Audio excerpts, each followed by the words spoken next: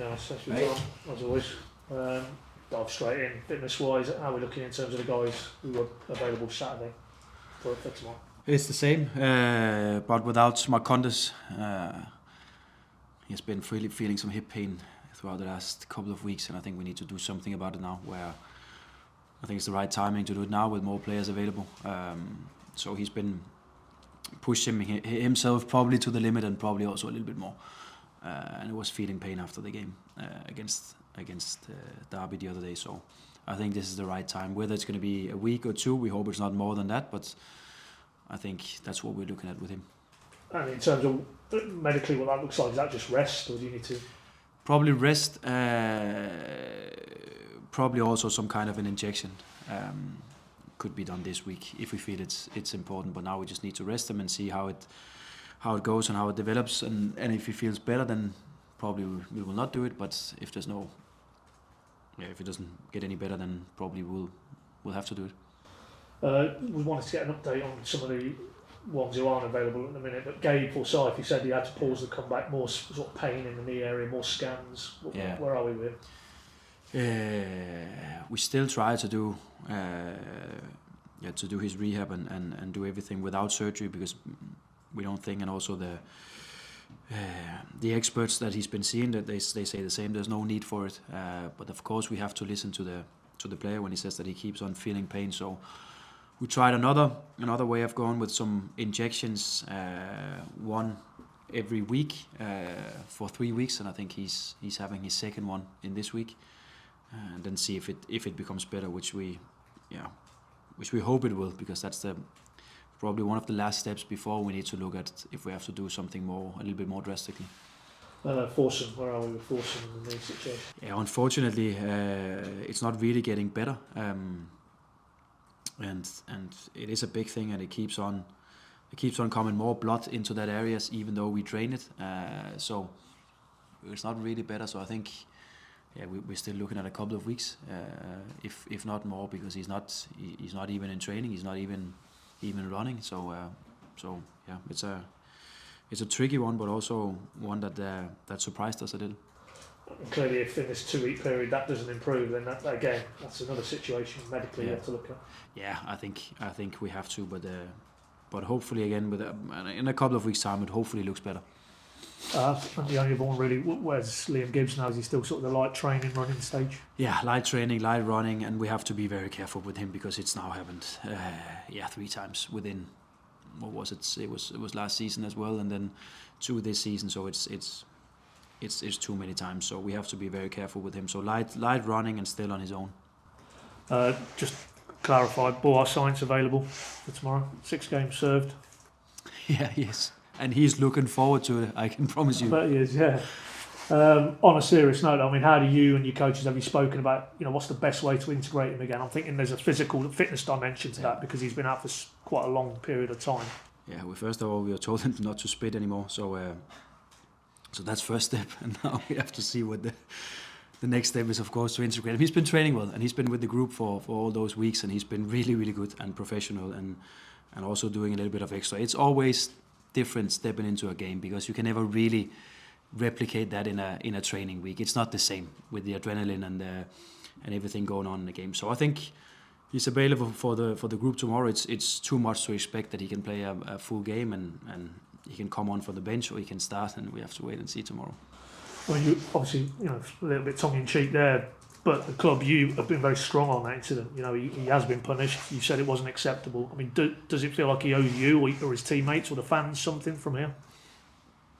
I think that's a tricky one, because if you're suspended for a red card or something, do you owe your teammates something? I think it's also down to the culture that you have in the club, and down to also the personality. I think he's been very clear to his teammates that there was something he did that he shouldn't have done, and I think when he said it was very, very clear for all of us, and he's taken his punishment, and I think that's in my mind enough. So now I think it's just most important for him to get back out there and just start performing on a high level again. That's what we need, and that's probably also the best response he can get, instead of talking too much or dealing with the situation too much again. I think it's just about for him to go get out there and show his qualities, because then we will probably all of us soon forget about the incident. I mean, to be fair, when I asked you 10 days or so ago about it, I mean, you said, he has, off his own back, wanted to go away and try and seek help outside of the pitch to maybe handle those emotions when he's in those situations again.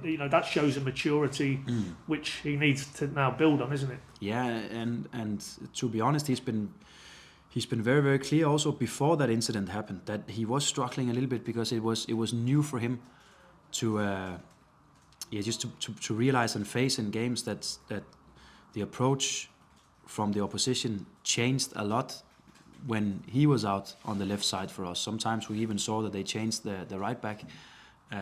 Sometimes we even saw that some teams changed a little bit of their formation to have a clear double up situation on him all the time, and that was completely new to him. And I think he was quite early open about the situation, that it was a little bit difficult for him. It was difficult for him to get all the knocks and get all the fouls and really hard play against him in some moments, and I can understand it, but it's just a reality, and him and us need to face it and see, okay, how can we use this, and how can he first and foremost get better, knowing that this will be the case, and it will probably also be the case tomorrow, and it will be the case again the next time he plays.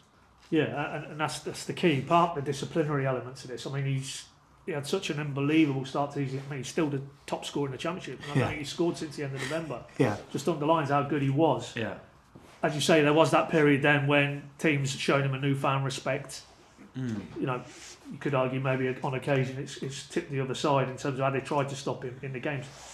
How does he work through that now? What does he have to achieve to finish the season as he started the season? Yeah, we have spoken very specifically to him about some tools to handle the situation. So what can he do? So sometimes don't seek that pressure or don't seek that confrontation always, but sometimes stay a little bit out of it and avoid it, and then arrive a little bit later in the box and let the breakthrough and dribbling stuff go on the right side, and he can join the box and score on his first touch. That's a step in, and then he can of course needs his dribbling qualities and his 1v1 qualities as well, but to find the balance when to do it, sometimes just avoid it and play very, very simple, and then find the right timing to do it. So I think towards the end of his games here before the suspension, he was seeking that confrontation a little bit too often, and it ended up being situations where it was not important, it was not needed for us and for him, where we've talked a lot about those moments for him, when to do it and when to stay out of it. So that's one thing, and then of course the mental part about it. I know he was back home with his family where they spoke about the situation. From what I hear, there's also been full support from his agents and stuff like that in terms of supporting him and helping him, but also not blaming anyone else. Just look at, okay, there was a poor thing to do, a bad thing to do. How do we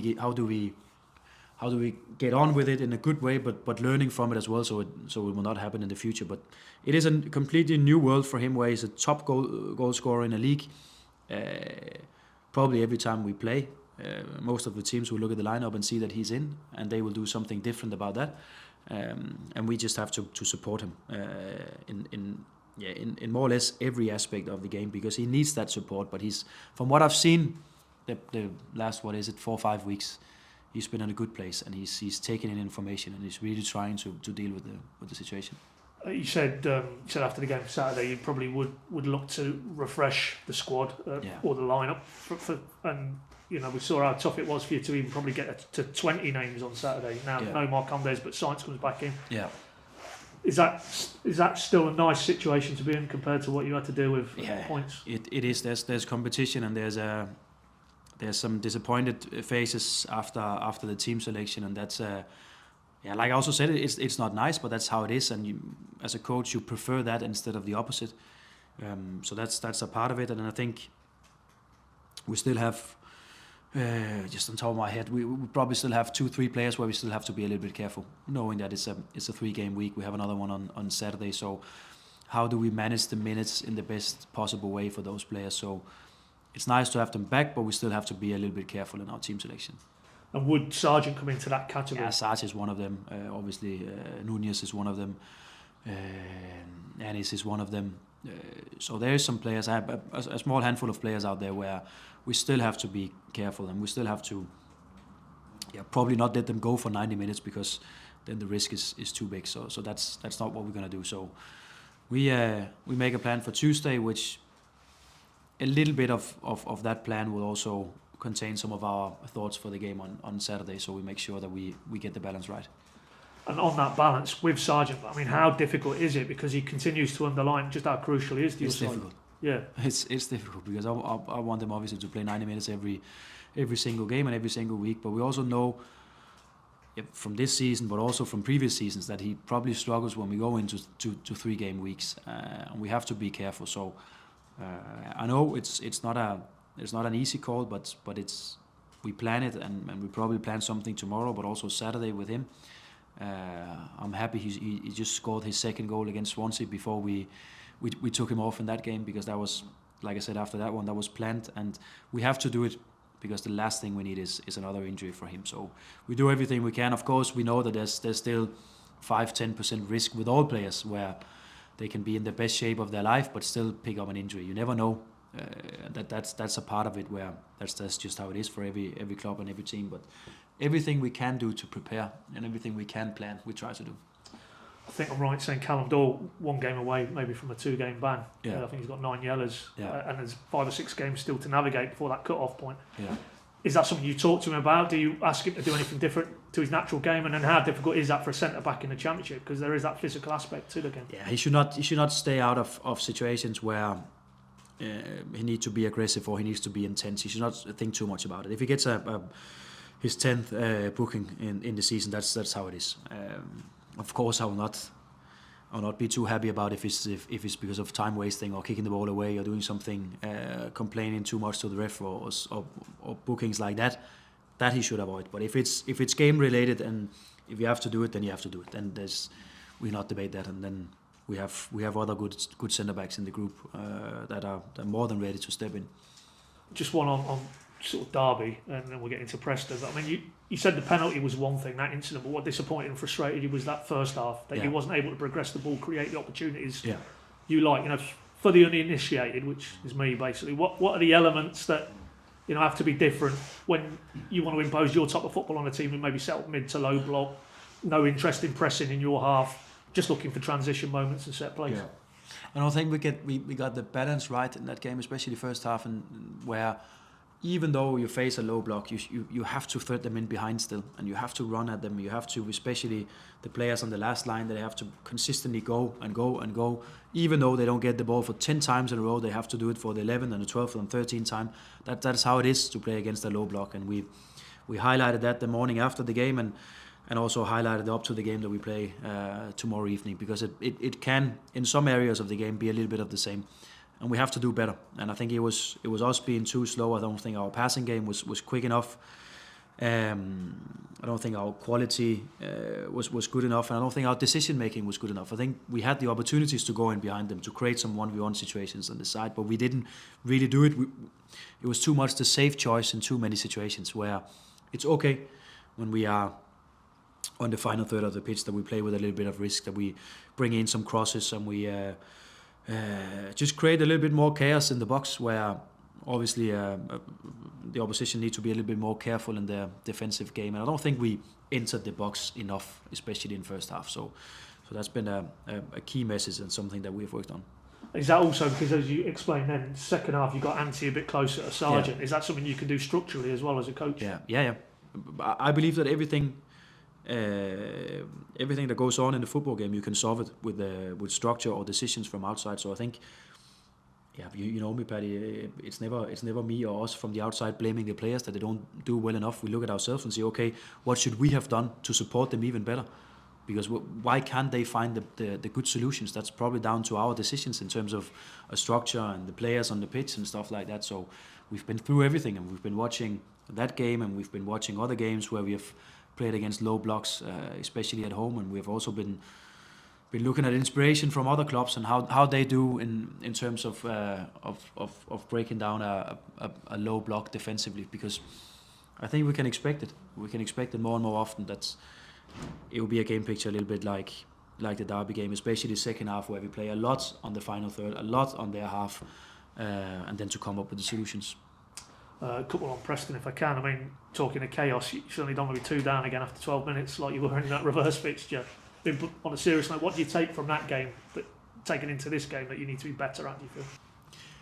Yeah, I think taken from the Derby game, actually, I was really happy about our overall structure defensively. I think we managed to avoid too many counters against us. I think especially the second half we were really good in the counter pressure, which is a really important thing going into the Tuesday night game, that we have to do well in terms of that, because they have some good runners up front, and if we just open a little bit too much space for them, then they can be a threat in behind us, and we know that they are definitely not afraid to bring balls down the channel or to bring diagonal balls or passes in behind for their runners up front. So we have to be front-footed when we lose the ball. We have to be really, really quick in our reactions when we lose the ball in the final third, and we have to have a good structure. So we actually have used a lot of the situations from the Derby game to highlight the structure outside the box, so we could avoid those counter attacks, because that was pretty good in second half. But that's a key thing. I mean, you look at their last sort of 3 weeks or so, Preston. You know, they won at Watford, they've beaten Borough, they've got through to the next round of the FA Cup.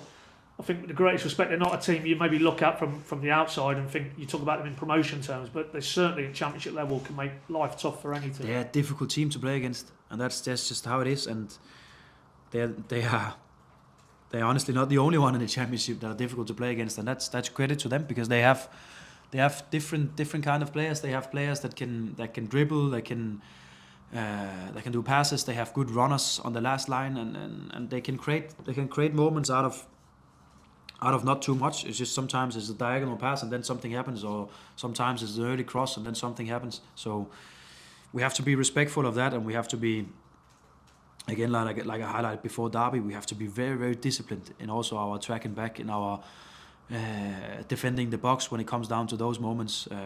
So it's another difficult one, I know, at the moment, and there's probably a lot of talking about our fixtures and our schedule and so on, but I don't think really we are in a place where we can say, okay, that's an easy one, or that's a game we have to win, or that's a game where the next 5 games we could get so and so many points.